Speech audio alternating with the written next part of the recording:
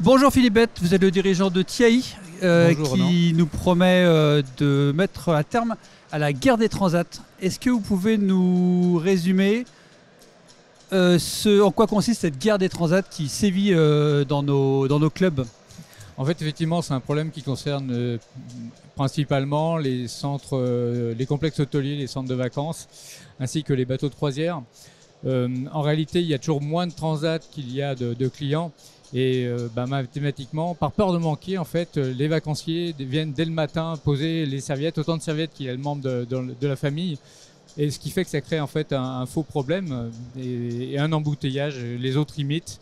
Et donc voilà, c'est la fameuse guerre des transats où tout le monde se jette sur le premier transat pour les réserver.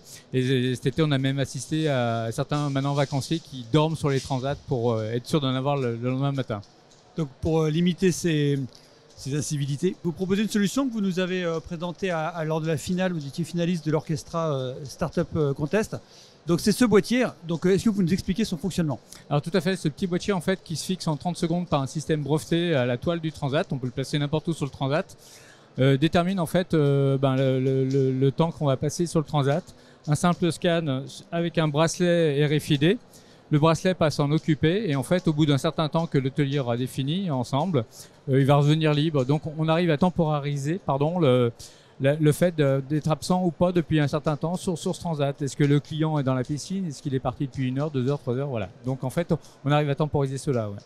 Alors vous expliquiez aussi lors de votre pitch hier qu'il est possible de monétiser tout ou partie de son parc pour un hôtelier avec cet outil? Tout à fait. Alors c'est soit on équipe tout le parc en fait et on donne une certaine équité entre tous les vacanciers, car il n'y aura plus d'abus dans la réservation de transat, ou soit on privatise une certaine quantité de transat, où là on peut monétiser, c'est-à-dire qu'en fait sur une application, l'hôtelier permet de proposer dès l'accueil du client de réserver son transat où il le veut sur le plan et il l'aura donc pour la durée de son séjour et son transat lui est réservé. Avec son bracelet, il montre simplement qu'il est bien à lui parce que le bracelet donc permettra de basculer en occupé. Donc le personnel peut très facilement s'assurer qu'effectivement il a bien réglé son transat et qu'il a le droit de l'utiliser. Et vous êtes capable de donner une rentabilité à l'échelle de quelques semaines Alors c'est même moins que ça. Hier je discutais avec des personnes qui sont venues, qui possèdent des hôtels et en fait même en 2 jours ça peut être rentabilisé suivant le prix de location de la journée. Là, vous avez fini la phase de développement, l'objet, il existe, il est prêt à être commercialisé?